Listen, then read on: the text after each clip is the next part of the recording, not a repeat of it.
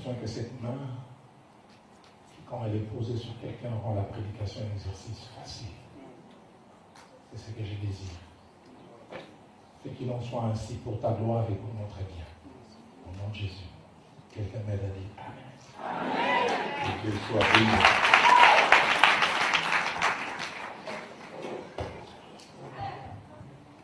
Je vais voir plusieurs visages, des amis des longues dates. Quand je vais le pasteur Jacques, bien de souvenirs qui me sont remontés à la tête. J'aimerais ce soir vous inviter à lire 2 portions des Écritures qui vont m'aider à introduire les sujets que je vais aborder. Et ces 2 portions sont tirées du livre de Néhémie. Alors, nous lisons dans le livre de Néhémie au chapitre 2, d'abord le verset 11 à 15, et puis le verset 17. Néhémie chapitre 2, verset 11 à 15, et puis verset 17. Et la seconde portion que nous allons lire, c'est toujours Néhémie, mais chapitre 6. Et là, nous lirons le verset 15, ainsi que le verset 16e. Alors, je fais la première lecture avec votre permission. J'arrivai à Jérusalem et j'y passai 3 jours. Puis je m'élevai pendant la nuit avec quelques hommes, sans avoir indiqué à personne ce que mon Dieu m'avait mis au cœur de faire pour Jérusalem. Il y avait avec moi d'autres belles des sortes que l'animal que je montais. J'ai sorti des nuits par la porte de la vallée, dans la direction de la source du dragon, et vers la porte du fumier en inspectant les murailles de Jérusalem qui avaient des brèches, et ses portes dévorées par le feu. J'ai passé près de la porte de la source et près de l'étang du roi. Il n'y avait pas de place où la bête qui était sous moi puisse passer. J'ai monté les nuits par les ravins et j'ai inspecté la muraille, puis j'ai rentré par la porte de la vallée et je fus ainsi guéri. Verset 17. Je leur dis alors, vous voyez les malheureux états dans lesquels nous sommes. Jérusalem est détruite et ses portes sont consumées par le feu. Venez, rebâtissons la muraille de Jérusalem et nous ne serons plus dans l'opprobre. La seconde portion que nous lisons, c'est Néhémie chapitre 6, verset 15 et verset 16. Néhémie chapitre 6, verset 15 et verset 16. La muraille fut achevée le 25e jour du mois d'Élul en 52 jours. Les thèmes que j'aimerais aborder ce soir et les jours qui vont suivre, c'est Néhémie et les clés du succès dans la vie. Néhémie et les clés du succès dans la vie. Durant ces quelques jours, nous verrons un certain nombre de choses. Nous allons essayer de nous mettre d'accord sur les contenus du mot succès ou réussite. C'est quoi le succès? C'est quoi la réussite? Quels sont les principes attachés à cette réalité? Nous allons aussi voir la place de la prière dans la réussite ou le succès. Nous allons voir la nécessité d'avoir la main de Dieu sur sa vie pour que succès ou réussite il puisse y avoir. Nous verrons aussi la nécessité et l'importance de savoir saisir les occasions que Dieu nous donne. Car combien de fois il arrive que Dieu ouvre les portes et donne des occasions et nous les manquons. Et je pense avec la grâce de Dieu, les 2 derniers jours, nous verrons les succès et l'adversité qui l'accompagnent. Et dans cette adversité, nous verrons l'adversité humaine, mais nous verrons aussi l'adversité spirituelle. Avec la grâce de Dieu, nous parlerons du combat spirituel. Comment réagir face à ces choses. Et quand nous parlons de Néhémie et les clés du succès, par clé, nous entendons plusieurs choses et il y a 4 idées majeures qui me viennent quand je parle de clés. Je parle d'un élément qui permet l'accès à une chose. Quelque chose qui permet d'accéder à un autre endroit. Mais clé veut aussi dire instrument en fer ou en acier qui sert à ouvrir, mais quelquefois aussi à fermer. Troisièmement, clé veut dire élément qui permet la compréhension de quelque chose. Mais la clé peut aussi avoir comme idée un système. Et les 2 textes que nous avons lus au départ nous parlent de 2 états est de deux conditions diamétralement opposées. Le premier texte nous parle d'un état calamiteux dans lequel Jérusalem, ainsi que ses murailles et ses portes étaient. Néhémie était au loin à Suse et il a reçu un rapport combien les murailles de Jérusalem étaient détruites. Mais j'aime quand nous lisons le deuxième texte de Néhémie chapitre 6, nous voyons que la condition première a changé. Ce qui était chaotique au départ ne l'est plus. Il y a eu une transformation. Et ce qui était chaotique au départ était attaché à la honte, parce que lui-même il a dit l'opprobre est attaché à nous. Mais quand ce qui était calamiteux a disparu, on sait voir presque la fierté et la joie qu'il y a dans les chefs de Néhémie, non seulement lorsqu'il parle de ce qui a été rebâti, mais j'aime surtout ce qu'il ajoute au verset 16, lorsque tous nos ennemis l'apprirent, tout ce qui était tout autour de nous furent dans la crainte. Ils furent très humiliés à leurs propres yeux et s'aperçurent que l'ouvrage avait été accompli par la volonté de notre Dieu. Parler de succès, c'est parler du fait d'atteindre une issue heureuse dans une entreprise dans laquelle on est engagé. Une issue heureuse. Et cette issue heureuse, elle est satisfaisante. Elle nous fait nous-mêmes du bien, mais elle nous fait aussi du bien dans nos rapports avec les autres. Chaque fois qu'il y a succès, chaque fois qu'il y a réussite, il y a ces 4 caractéristiques qui ne manquent jamais. Et j'aimerais que vous puissiez avec moi les noter.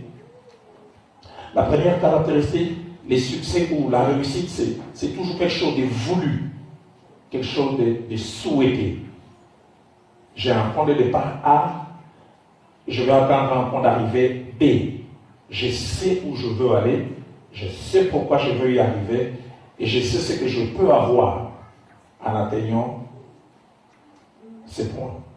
Deuxièmement, chaque fois qu'il y a réussite, chaque fois qu'il y a succès, cela nous apporte à nous-mêmes d'abord un sentiment de bien-être, un sentiment de satisfaction, chaque fois. Troisièmement, chaque fois qu'il y a réussite ou chaque fois qu'il y a succès, nous sommes valorisés, premièrement à nos propres yeux, mais aussi aux yeux d'autres personnes.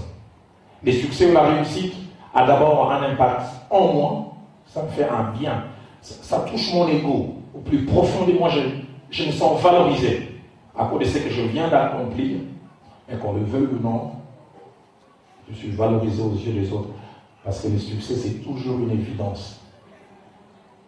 Si les gens sont de bonne volonté, ils reconnaissent cela.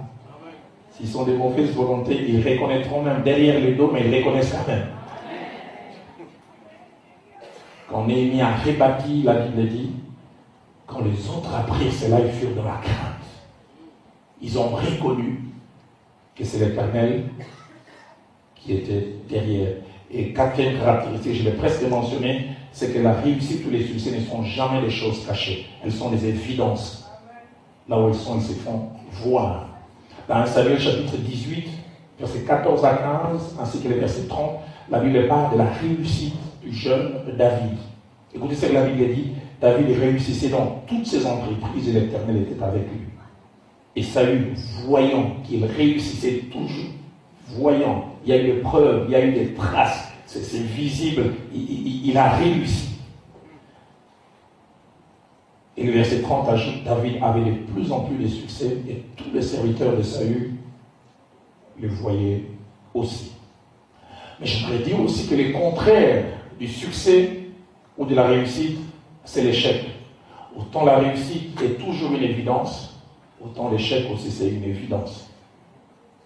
Mais autant aussi la réussite valorise, elle nous fait du bien en nous-mêmes, premièrement, elle nous fait du bien par rapport à d'autres personnes, autant l'échec aussi a même conséquence. L'échec touche notre ego, mais l'échec aussi nous dévalorise aux yeux d'autres personnes. Dans 1 Roi chapitre 19, verset 4, la Bible nous parle d'un homme qui a échoué, pas totalement.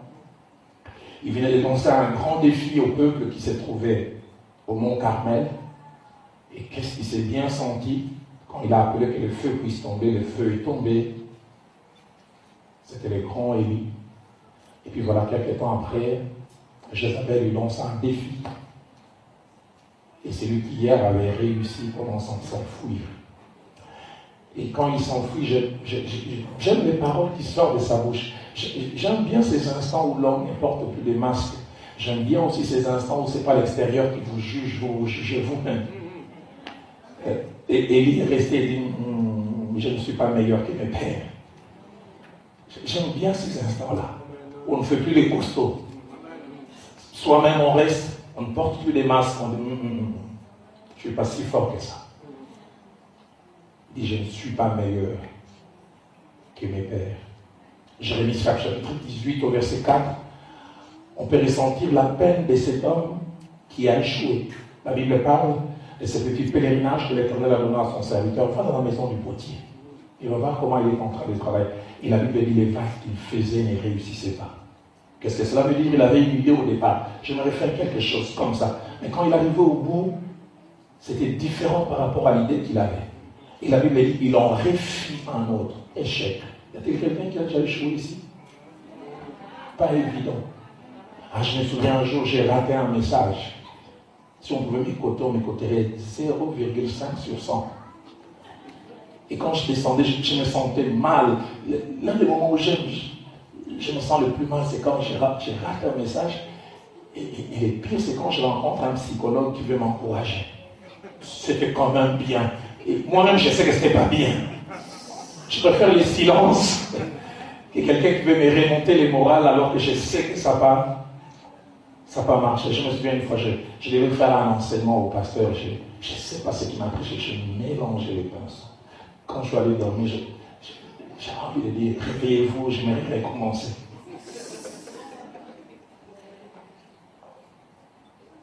L'échec. Marc chapitre 9, versets 18 à 19, nous parle de cet instant où Jésus-Christ avec 3 disciples redescend de la montagne de la transfiguration. Et quel comité d'accueil? Un homme avec ses 9 disciples. Et cet homme fait les rapports et dit, maître, j'avais amené mon fils à ces 9 et ils n'ont pu rien faire. Je n'aurais pas voulu être à la place des disciples, entendre ce message.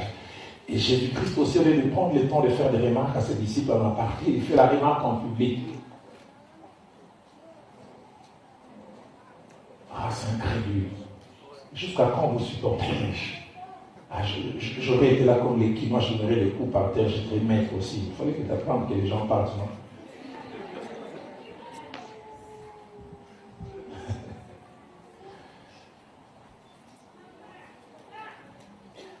Avant d'aller plus loin, j'aimerais dire aussi, la réussite, nous tous, nous la désirons. Les succès, nous tous, nous désirons. Mais j'aimerais dire, désirer les succès n'est pas suffisant pour l'avoir. Plusieurs désirent les succès, plusieurs désirent la réussite. Mais il y a des choses à faire et des choses à ne pas faire pour réussir. Il ne suffit pas de désirer. Il y a des choses à faire. Il y a des choses à ne pas faire. La réussite n'est jamais un hasard. La réussite n'est jamais accidentelle.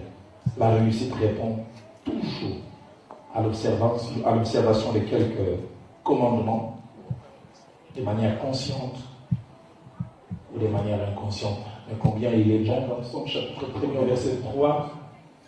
À la fin de ce passage, la Bible nous parle de quelqu'un bizarre. Qu'est-ce que j'aimerais faire partie de cette équipe? On dit de cette personne, tout ce qu'elle fait réussit. Pas le plus grand nombre de choses, tout ce qu'elle fait. Mais on montre toutes les conditions qui ne marchent pas selon les conseils des méchants, qui ne s'assied pas avec telle catégorie de personnes, mais qui trouve sa joie, son bonheur dans la loi de l'Éternel. Et la Bible dit, tout ce qu'il fait réussit. Et comme je le disais au départ, Néhémie, c'est quelqu'un qui a réussi. Si nous lisons tous les livres de Néhémie, nous voyons non seulement qu'il a rebâti les murailles, mais nous voyons finalement à la fin, qu'est-ce qui se passe? Il y a même un réveil spirituel. La fête de la Pâque est célébrée. Le peuple se sépare avec les femmes étrangères. Et cet homme a réussi. Et si la réussite de Néhémie était basée sur plusieurs choses, la première clé, que nous allons voir ce soir, c'est que le succès de Néhémie a été basé sur la prière. Il connaissait la valeur et l'importance de la prière. Avant de poser des actes, avant de s'allier des personnes, Néhémie a d'abord prié. Dans Néhémie chapitre 1er, versets 1 à 4, quand il reçoit les rapports, la Bible dit qu'il s'est assis, il a pleuré, et la Bible dit qu'il fut plusieurs jours dans le jeûne. Il a prié au départ. Tout ce qui est venu après comme point de départ, la prière. Tout ce qui existait matériellement est parti de la prière. Quelqu'un a dit, est-ce le fait de se mettre à genoux, rester debout, fermer les yeux, les avoir ouverts, prononcer quelques paroles, est-ce que cela peut avoir un impact dans le cours des événements? J'ai dit oui. J'ai dit oui parce que la Bible en parle.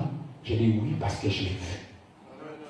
Dans Néhémie chapitre 2, versets 4 à 5, nous voyons encore la place de la prière. Ah, et qu'est-ce que cet endroit me touche? Nous allons en parler en détail demain.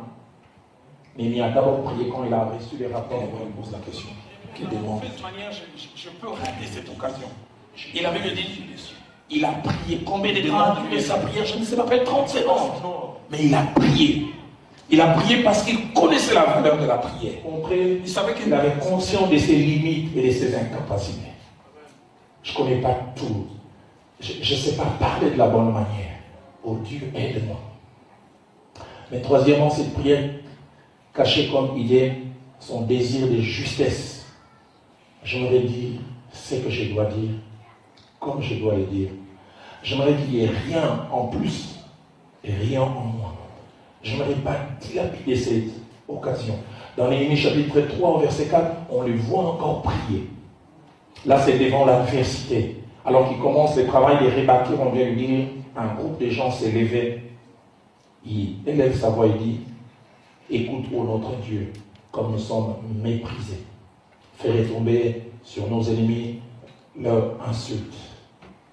Néhémie chapitre 6, au verset 9, nous présente encore la prière dans le travail matériel que cet homme est en train de faire. Les ennemis se sont ligués, ils ont voulu les effrayer. Et la Bible dit, tous ces gens voulaient nous effrayer et il disait, ils perdraient courage et l'œuvre ne se fera pas. Mais il fait une petite prière. Maintenant, ô Dieu, fortifie-moi. La prière occupait une très grande place. Et j'ai prié que ça puisse être les cas dans ta vie et dans ma vie. Et quand je le dis ici, la prière a été un élément important dans la réussite de l'entreprise de Néhémie. J'aimerais dire un certain nombre de choses comme principe. J'aimerais mentionner 7 principes à cacher à la prière. Et puis nous allons à la fin prier. Parce que ça ne sert à rien de parler de la prière sans prier. Le premier principe que j'aimerais mentionner attaché à la prière, c'est que Dieu aime la prière et veut que ses enfants prient. Dieu aime la prière. Dans Psaume 65, au verset 3, le psalmiste qui a fait l'expérience de l'exaucement appelle Dieu et dit, ô toi qui écoutes la prière, tous les hommes viendront à toi. Il présente Dieu comme celui qui est disposé à écouter la prière. Toi qui es attentif quand une prière est faite. Dieu aime la prière. Dans Marc chapitre 11, verset 17, et ce passage, je le trouve étonnant. Jésus-Christ vient, il chasse les vendeurs dans les temples, ceux qui ont transformé cet endroit de culte en un autre endroit. Et je suis étonné, j'aurais cru qu'il allait dire, ne faites pas de ma maison une maison d'enseignement, une maison de louanges, bizarre. Il dit, ma maison sera appelée une maison de prière.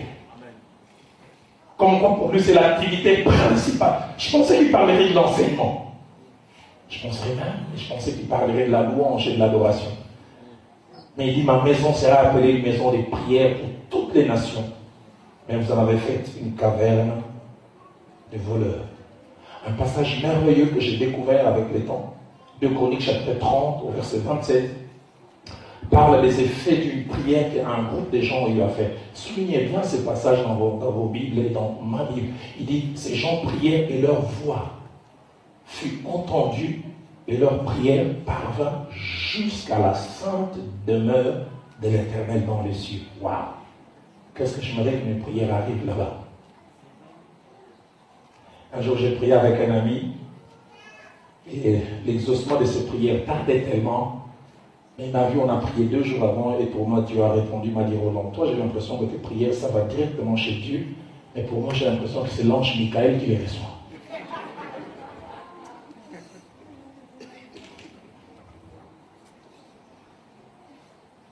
Leurs voix furent entendues et leurs prières parvinrent jusqu'à la sainte demeure de l'Éternel dans les cieux. Apocalypse chapitre 8, versets 3 à 4 nous présente cette scène à la fin des temps où quand un ange va se présenter devant l'autel de Dieu avec un encensoir et les parfums qui vont monter. La Bible dit ces parfums, ce sont les prières des saints.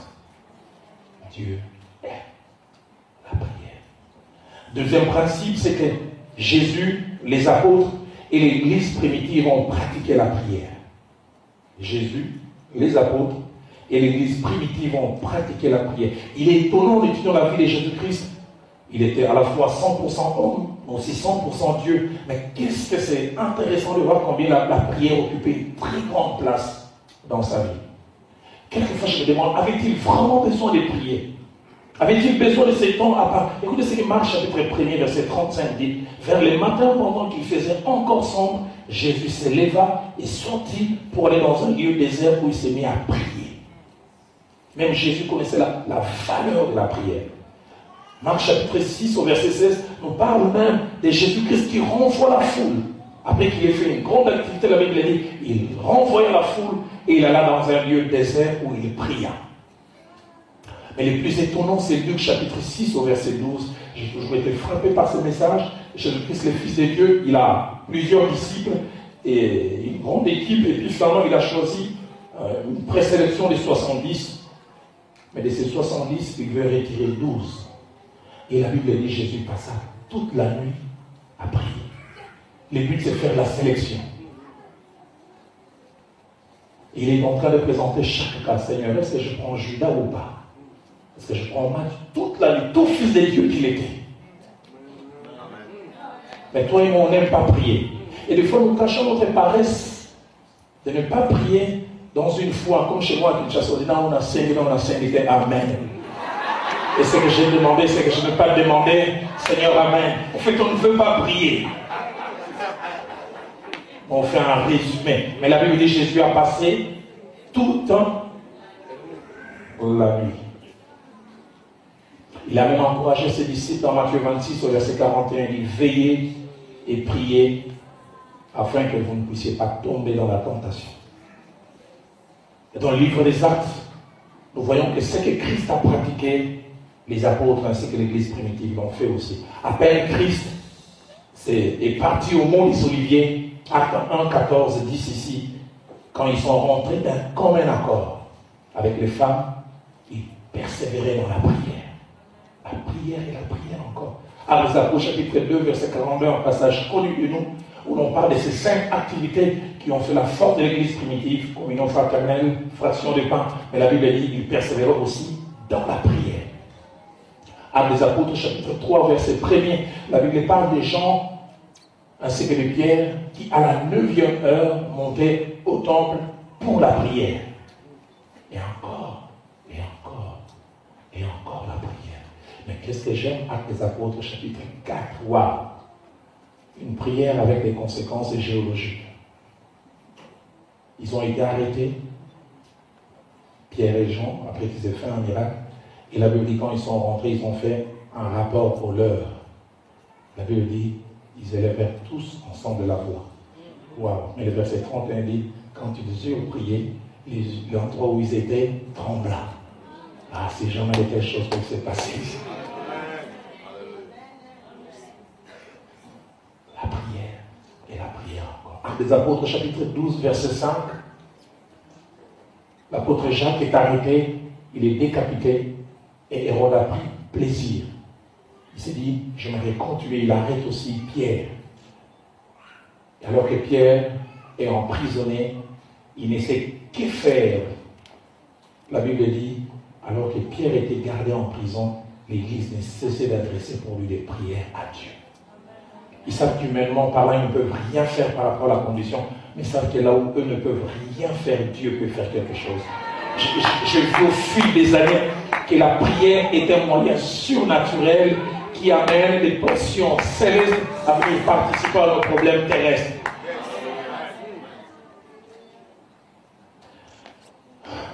J'ai lu un philosophe français. J'aime bien quand les hommes intelligents parlent. Et c'est qu'on m'a prononcé l'une des plus belles phrases que j'ai entendues sur la prière. Il a dit, Dieu a fait de la prière un moyen pour faire de nous des causes. Dieu a fait de la prière un moyen pour faire de nous des causes. C'est-à-dire, Dieu a envie de provoquer des effets. Et pour qu'il y ait effet, il doit y avoir une cause. Il dit, j'ai l'effet que quelqu'un me pousse à faire ça. Alors il cherche quelqu'un pour prier, et quand toi tu pries,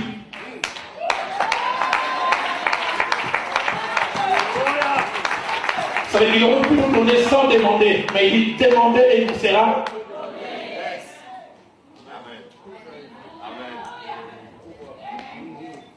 Je n'ai pas assisté à la scène, mais c'est un ami pasteur qui me parle. Il est en train de célébrer un mariage chez nous à Kinshasa.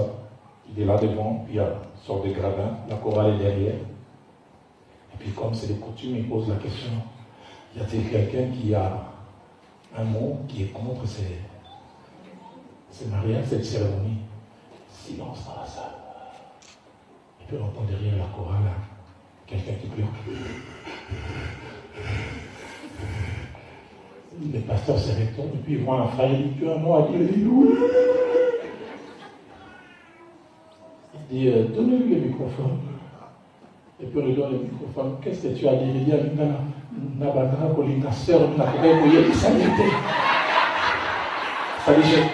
j'aimais la sœur qui s'est mariée, mais j'ai manqué le courage de lui dire.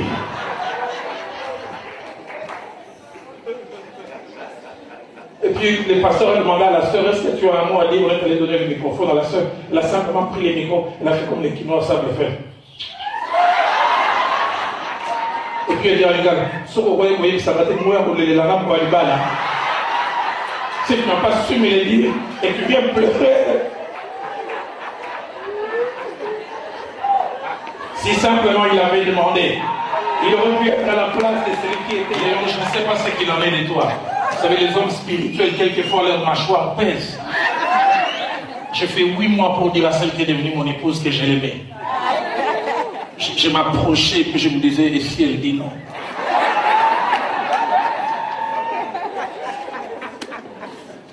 Un jour, j'ai dit non, pour que je parle bien, je dois être en chaîne. Et des fois, quand j'ai bloqué, je commençais à faire un cours théologique. Est-ce que tu connais la quintessence des Romains? Tu connais les secrets du livre des Sophonies? Mais de plus, à 20h45, elle m'avait dit oui. Et quand elle a dit oui, j'ai dit, oh, c'était si facile comme ça. Demandez. Je vous une parenthèse que je fermerai rapidement. Une jeune sœur, comme il y en a souvent dans nos églises pentecôtistes, mais voilà, un jour, les 93 pasteurs, Dieu m'a révélé mon mari.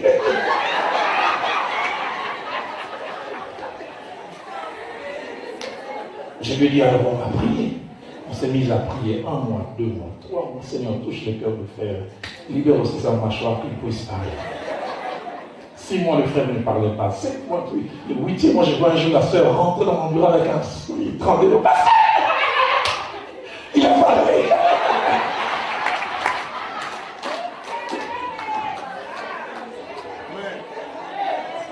Et je lui ai dit, comment tu as répondu? Oh non.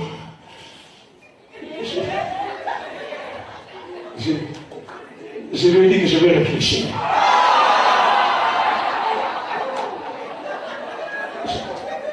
Je lui ai dit pourquoi.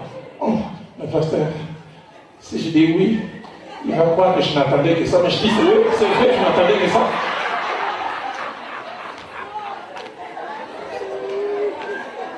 Je lui ai dit, j'ai prié 8 mois. Et ça vient de s'accomplir. Toi, tu rentre vite, il faut le dire oui.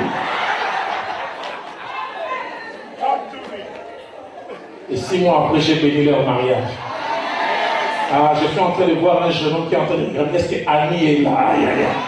Et qui me fait traîner au lieu d'entendre ça.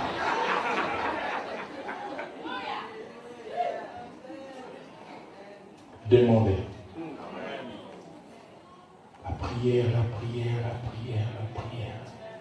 Je veux tout ce que la prière peut faire. Troisième principe que j'aimerais mentionner par rapport à la prière, c'est qu'il n'y a pas une seule forme ou une seule façon de prier.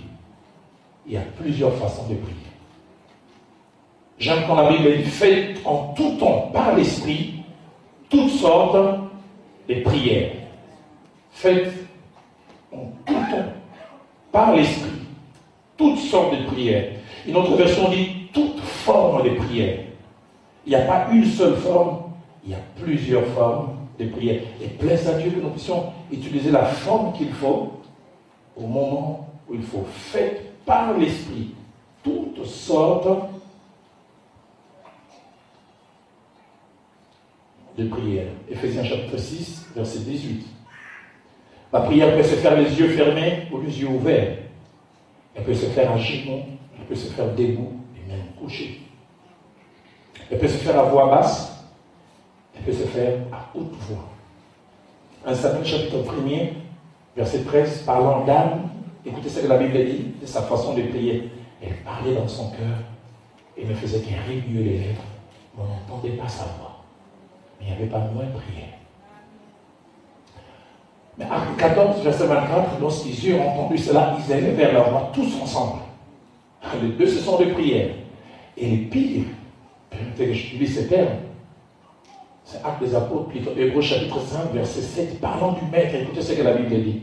Au jour de sa chair, il a présenté avec des cris et des larmes, des prières. La Bible dit des cris.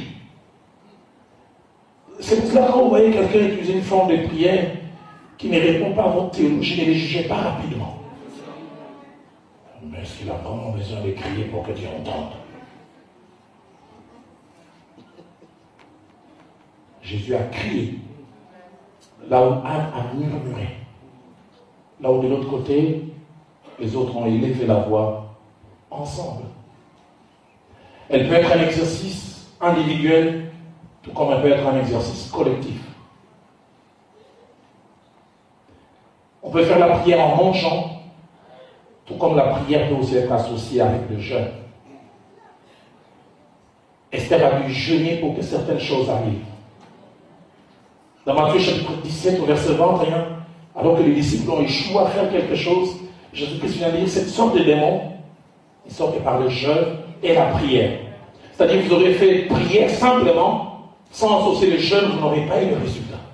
Il y a des gens, quand on leur demande de jeûner, c'est comme si on veut les crucifier. Ah, des fois, c'est important. Dieu est en train de nous faire grâce. À Kinshasa, comme le pasteur l'a dit, depuis 5 ans, on a commencé une œuvre qui nous étonne. Le premier culte, on avait 1200 personnes. Aujourd'hui, les deux cultes réunis, on avoisine les 5400.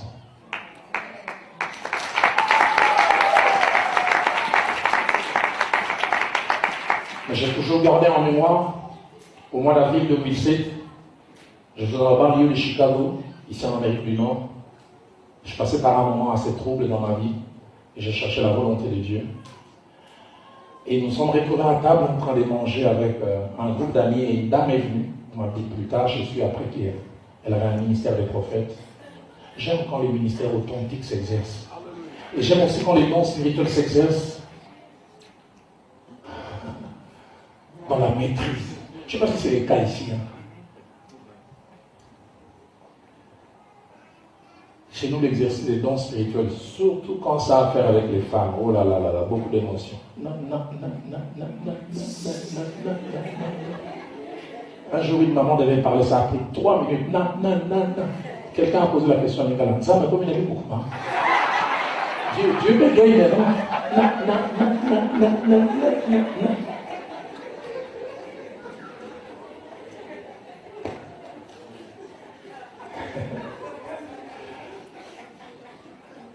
Alors pour manger à table, j'ai juste demandé les sels. Cette dame, en donnant les sels, dit ainsi par l'Éternel. calmement. D'autres pensent que pour qu'un message soit spirituel, la partie noire des yeux doit disparaître. On fait battre les paupières. C'est là où c'est spirituel. Calmement. Il m'a dit mon nom, avec l'accent anglais, le nom de mon père et de ma mère, les quartiers où j'ai grandi, bande à mon doigt, l'avenue. J'ai failli faire le besoin là. Et là, on commence à me dire, voilà ce par quoi tu es en train de passer. 3 choses, c'est ça, c'est voulu de Dieu. Et moi, c'était le nom de 2 personnes qui étaient derrière ça. J'étais glacé. Et Dieu me dit de te dire, cette affaire va accoucher d'une œuvre qui laissera des traces dans l'histoire du réveil de votre pays. Mais Dieu me dit de te dire une chose essentielle. Entre le mois de novembre, le début, et décembre, on fait 33 jours de jeûne. Mange simplement des légumes et prends du jus le soir. En général, je suis un grand tireur d'élite. Mon exercice favori, c'est ça. Moi, les petits déjeuners, ça n'existe pas. Moi, le matin, c'est déjà ça. À midi, c'est ça. Et le soir, c'est encore ça. Et dès qu'elle a dit 33 jours, j'ai calculé 33 fois 3, 99 fois, je vais rater ça.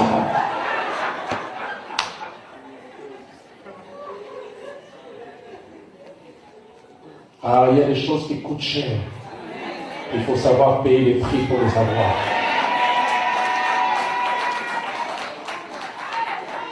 Alors, quand il parlait comme ça, je dis, mais pourquoi pas 10? Pourquoi pas 15? Pourquoi seulement 33? Autant j'avais accepté toute la première partie du message, mais quand ça arrivait à ça, j'ai dit ça. J'ai l'impression que vous avez exagéré, hein.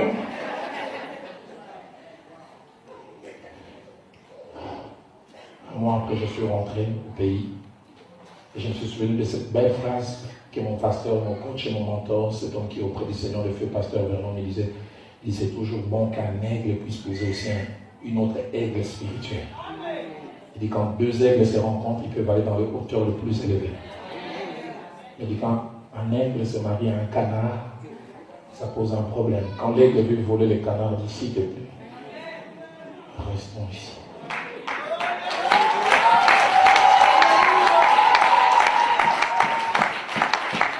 J'ai partagé la chose à celle qui est mon épouse depuis bientôt 21 ans. Je lui ai dit, Dieu m'a dit de faire 33 jours. Elle m'a regardé et dit, je le ferai avec toi.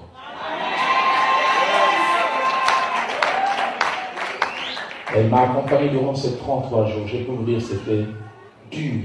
J'ai perdu 12 kilos. Après le 20e jour, je faisais des prières qui ne se terminaient pas. Seigneur, je te rends grâce.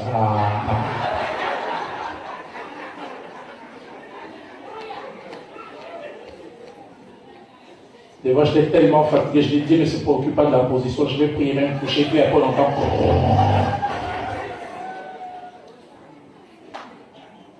J'ai prié jusqu'au bout.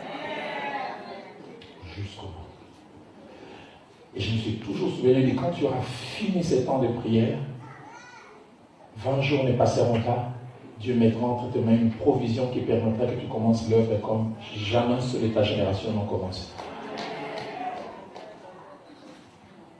L'église où j'ai exercé le ministère, presque tous ceux de ma génération, quand ils sont allés commencer l'œuvre, personne n'a jamais reçu plus de 500 $. Je ne vais pas blâmer cet homme qui vient auprès du Seigneur. Il est sorti d'une certaine école, il est passé, il disait, le même chemin par lequel moi je suis passé, vous devez passer par le même chemin. Et comme j'ai dit, je finis ce temps de prière avec mon épouse, et puis à cette époque, j'avais toujours mon téléphone fermé à Kinshasa. Je pense, 15e jour le matin, je me réveille, je sens dans mon cœur, ouvre ton téléphone de 8h à 8h30 et puis tu vas faire. Vers 8h15, je vois un numéro que je ne connais pas. Oui, allô? Oui, je comprends. C'est M. Lewis, c'est son prénom. Tu ne connais pas? J'ai prié à la paroisse internationale à Gombe. Et je suis tes messages à la télévision depuis plusieurs mois, plusieurs années. Est-ce que je peux te voir? J'ai voulu hésiter, j'ai entendu dans mon cœur, vas-y. Je suis allé au lieu du rendez-vous. Je ne connaissais pas bien que je suis rentré dans ce petit restaurant, il m'a fait signe, la meilleure. Il dit, Dieu m'a mis, toi que tu veux commencer une œuvre. Et il m'a dit de participer. J'aime ce que la prière peut faire. Et alors qu'on était assis l'un en face de l'autre, il a fait sortir un chéquier, il l'a placé. Puis il a ouvert, il a écrit un 4, puis un 5, puis il a mis un point. Suspense. Il a mis un premier 0, un deuxième, et puis un troisième. Je commençais à trembler. J'ai dit, qu'est-ce qu'il va écrire? FC pour les fonds congolais. J'ai vu simplement, il a mis un S, et puis il a mis 2 barres. J'ai dit, je rêve ou quoi? 45 000. Et puis il m'a donné les chèques, il dit, ça c'est pour toi et pour l'œuvre. Avant de prendre, j'ai dit, j'ai l'impression il s'est trompé d'un 0, sûrement. J'ai dit, vous êtes sûr du montant? Il dit, combien tu vois? J'ai dit 45 000, il dit oui, 45 000 exactement. J'ai fait des glaciales, j'ai dit merci frère. Que Dieu vous bénisse. Ça me dérangerait que j'aille à mon petit coin. Dès que je suis allé au petit coin, j'ai fermé.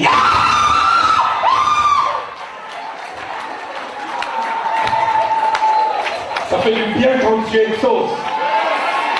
Toi qui écoutes la prière, tous les hommes viendront à toi. Je vais dire à quelqu'un ce soir, tu entends la prière. Dieu écoute la prière. Celui qui avait exaucé Néhémie est ici avec nous aujourd'hui et il sera avec nous tous ces jours. Il entend la prière. Je suis venu dire à quelqu'un, celui qui a planté l'oreille dans le corps de l'homme, lui-même il entend. Il entend. Tu as tout à gagner. Je vis au fil des années là où tout a échoué, la prière réussit. La prière n'est même pas encore finie que l'exaucement arrive. La Bible parle d'Élisée qui était c'est autre chose. Ce que j'aimerais ajouter par rapport à la prière, c'est que les prières peuvent, d'après la Bible, se faire avec l'intelligence, mais elles peuvent aussi se faire avec l'esprit. Dans Corinthiens chapitre 14, verset 15, l'apôtre dit, je prierai par l'intelligence, mais je prierai aussi par l'esprit. C'est pour ça que je vous encourage, vous qui êtes baptisés du Saint-Esprit, si vous en avez la possibilité, priez en langue. La prière en langue vous permet de toucher vos besoins les plus réels, que votre intellect ne connaît pas, mais que votre esprit connaît. Par l'esprit, je peux être maintenant en train de prier et combattre ces cambrioleurs qui, maintenant, à 4h moins le quart du matin, vers Kinshasa, rentrer chez moi à la maison sans que je les voie. Si vous en avez la possibilité, faites-le. L'apôtre dit, je prierai par l'intelligence, mais je prierai aussi par l'esprit. Toujours dans 1 Corinthiens chapitre 14, verset 14, si je prie en langue, mon esprit est en prière, mais mon intelligence demeure stérile. Toujours Paul, dans 1 Corinthiens 14, verset 2, dit, en effet, celui qui parle en langue ne parle pas aux hommes, mais c'est à Dieu, car personne ne le comprend, et c'est en esprit qu'il dit des mystères, que son intelligence ne capte pas, mais que l'esprit capte. Et Romains chapitre 8, verset 26, il dit, nous savons ce qu'il nous faut demander, mais l'esprit lui-même par les soupirs inexprimables. Présent de frères et que si vous en avez la possibilité, priez en langue. Quatrième principe, si Dieu s'intéresse à la prière, il est nécessaire que nous puissions aussi savoir, Dieu s'intéresse aussi de savoir qui prie et avec quelle motivation. Dieu s'intéresse certes à la prière, mais regarde qui prie. Avant de prendre la prière, Dieu regarde la qualité de la vie de la personne qui prie. Écoutez ce verset étrange de Proverbe 28 au verset 9. Si quelqu'un détourne l'oreille pour ne pas écouter la loi, sa prière est une abomination.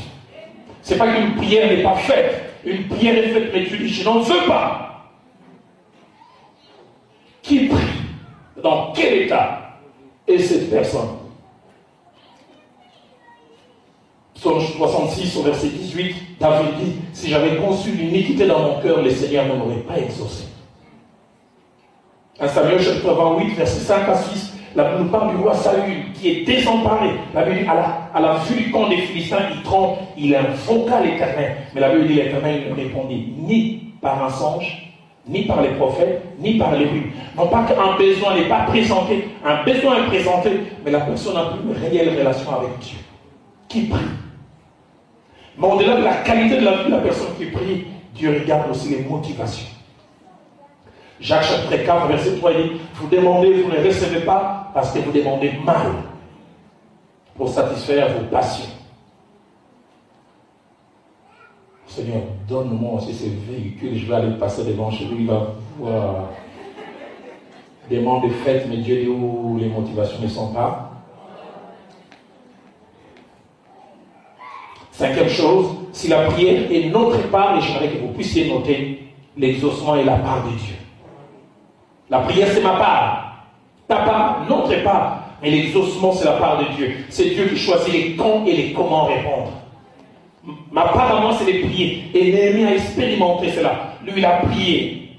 Il a demandé à Dieu de les soutenir. Il a demandé à Dieu de l'aider. Il ne savait pas quand et comment Dieu allait exaucer. Ce que j'aime, c'est que sa prière a été faite entre novembre et décembre. Parce que Néhémie, chapitre 1er, verset 1er dit la 20e année au mois de Kislev. Entre novembre et décembre. Mais l'exaucement est venu dans Néhémie chapitre 2, verset 1. La Bible nous parle de la 20e année au mois de Nissan. 4 mois. Lui, il a prié et il a laissé Dieu. Aide-moi à dire à ton voisin, laisse Dieu être Dieu. La demande, c'est moi, c'est toi, c'est nous qui présentons, mais nous laissons Dieu. S'il veut répondre du coup, il est fait.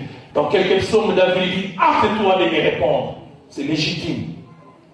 Combien c'est étonnant de voir les frères, plutôt les sœurs de Marie, les sœurs de Lazare, plutôt Marthe et Marie, qui envoient une requête pressante. Seigneur, celui que tu aimes est malade. Requête pressante. Mais la Bible dit Jésus resta encore 2 jours. J'ai aimé une prédication que j'ai suivie du bishop Jexby était intitulée Il m'a tellement aimé qu'il est venu en retard. Viens rapidement, il ne bouge pas. Tout ce qui intéresse Dieu, ce n'est pas forcément les changements de notre condition. Ce qui l'intéresse d'abord, c'est sa gloire. Seigneur, apprends-moi à te laisser faire ce que tu veux, quand tu veux, comme tu le veux. 6e et avant-dernier principe, avant que nous puissions prier,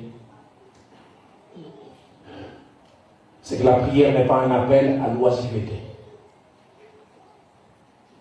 Ça veut dire que ce n'est pas parce que je priais que je fais rien.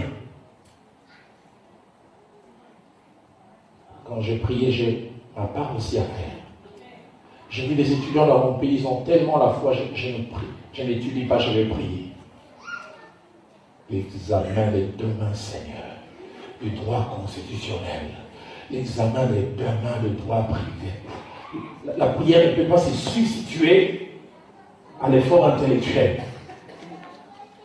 Il y a l'effort intellectuel et puis on lui ajoute à prier. J'ai trouvé des gens chez moi au Congo, ils donnent tellement de l'importance à la prière, à la limite, ils peuvent être prêts à croiser les mains. Seigneur, moi je ne vais pas manger, que la nourriture saute. C'est-à-dire que Dieu doit tout faire. Néhémie a prié. Et Néhémie chapitre 2, verset 6 à 8, nous montre aussi qu'il a réfléchi sur les choses nécessaires. Parce que plus tard, quand le roi lui demandera, tu as besoin de quoi? Il savait, j'ai besoin des lettres auprès du gouverneur, j'ai besoin du bois des charpentes. Ça montre que quand il a prié, il s'est mis à réfléchir. J'aurais besoin de ça, ça. Étonnant, quand sa prière est exaucée, on ne voit pas les rois lui demandent, tu as besoin de je n'ai pas pensé à ça. Après avoir prié, il a réfléchi. Seigneur, rends-moi capable de savoir faire ma part, aussi minime, aussi petite soit-elle. Je termine avec ce dernier principe et nous allons prier un petit moment. C'est que la prière est un acte de foi. C'est-à-dire, tout homme et toute femme qui prie rend témoignage qu'il a ou qu'elle a confiance en Dieu. La prière, c'est un acte de foi. Hébreux chapitre 11, verset 6 dit, il faut que celui qui s'approche croit que Dieu existe et qu'il est le rémunérateur de ceux qui le cherchent.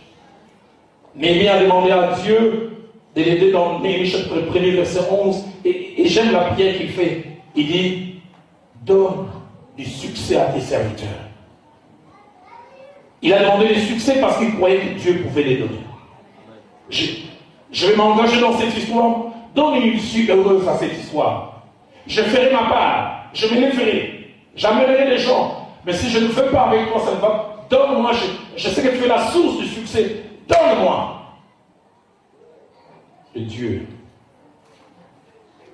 lui a accordé. Je termine avec ces deux choses. Ce matin, alors que j'ai prié, cette phrase m'est montée dans mon cœur plus d'une fois. Quand Élie a voulu être enlevé au ciel, son jeune serviteur, Élisée, le suivait. Et puis quand il arrive à un endroit, il dit, je serai enlevé de dessus toi aujourd'hui. As-tu quelque chose à demander? Le jeune lui dit que je puisse avoir la double portion de ton esprit. Et était la réaction d'Élie. Ce que tu demandes est une chose difficile. Et cette phrase a fait beaucoup dans mon cœur ce matin. Tu m'as dit, Roland, donc tu vas aller prêcher. Dis-leur, je veux qu'il me demande des choses difficiles. Des choses compliquées. Des choses humainement parlant, tu dis, parce que ça, vraiment, on peut demander. C'est que tu demandes une chose difficile. Qu'est-ce qui est difficile à tes yeux? Les problèmes de santé de cet enfant? Cet adolescent que tu ne maîtrises plus? Ces procès, ces dossiers, je ne sais quoi. Mais ce soir, avant de quitter ces lieux, j'aimerais qu'on demande des choses difficiles.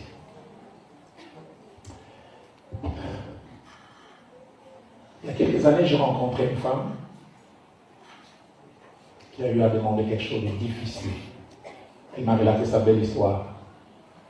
Elle m'a dit un jour de 91, 91, chez les Belges, deux jeunes gens convertis à Missa de Malam, une église chez nous au Congo, sont venus lui apporter un message en disant, maman, tu as 4 garçons. Dieu nous dit, 2 de tes garçons serviront Dieu. Et surtout l'aîné, il est là au-delà des mers et des océans. Et à un moment où ce message était donné à cette maman, non seulement ces garçons étaient éloignés de Dieu, mais surtout les 2 et surtout l'aîné. Il avait l'air de tout, sauf d'un prédicateur. C'est le genre de personnes, quand papa venait déposer son salaire, il faisait tout disparaître et puis là, je ne sais pas vu.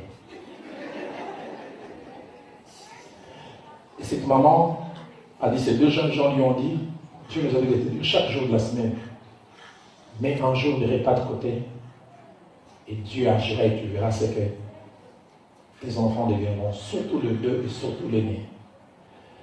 Cette dame a dit, de 91, en 95, plus elle priait, plus les 2 garçons s'empiraient, surtout l'aîné. Elle a dit, j'ai l'impression que la prière provoquait ces garçons à devenir encore pires. C'est-à-dire, s'ils volaient $100, à cause de la prière, ils commençaient à voler 300. Et je préfère un voleur de 100 que de 300. Tous sont voleurs, mais l'autre vole plus. Elle me dira alors un jour de novembre 95, elle a vu très tôt le matin vers 9h son garçon l'aîné revenir, les yeux tout rouges, pleurant, ça coulait des yeux, ça coulait des narines. Elle s'est dit, qu'est-ce qui s'est passé encore? Il s'est battu avec des amis. Il lui a dit, j'ai reçu Christ comme Seigneur et Sauveur. Et ce garçon a passé de 9h à 13h en train de remettre les pendules à l'heure en disant, maman, te souviens tel appareil qui avait disparu ici à la maison, c'est moi qui ai rendu ça. Tu te souviens telle enveloppe, il y avait $1000, c'était moi. Maman n'en revenait pas. Et cette dame m'a dit,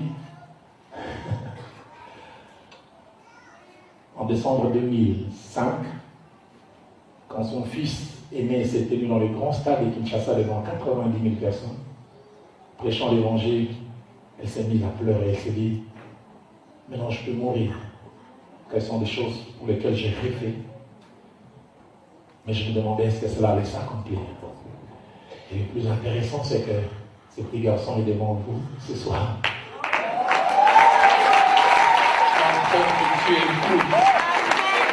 La preuve que rien n'est trop Dieu. La prière est une force.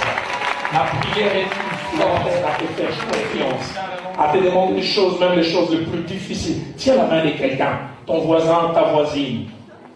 Prie avec, prie pour lui, Prie pour elle. Elle est à moi un petit moment, s'il te plaît. Néhémie a prié. Néhémie a prié. Néhémie a prié. Il a dit, donne du succès, donne de la réussite à notre entreprise. Ce soir, tu peux tout lui demander. Tu peux lui demander la quiétude, tu peux lui demander la santé.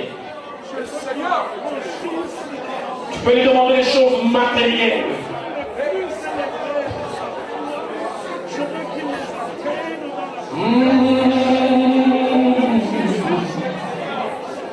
Toi qui écoutes la prière, tous les hommes viendront à toi. Toi qui écoutes la prière, tous les hommes viendront à toi. Tu peux lui présenter ton ministère qui tarde à démarrer. Tu peux lui présenter ta situation, tu tournes en rond. Dis-lui jusqu'à quand, Seigneur? Tu peux lui présenter cette promesse qui tarde à s'accomplir. Tu peux lui dire, Seigneur, je cru avoir entendu ta voix. Tu peux crier comme Élisée. Où est le Dieu d'Élie? Où est le Dieu d'Élie?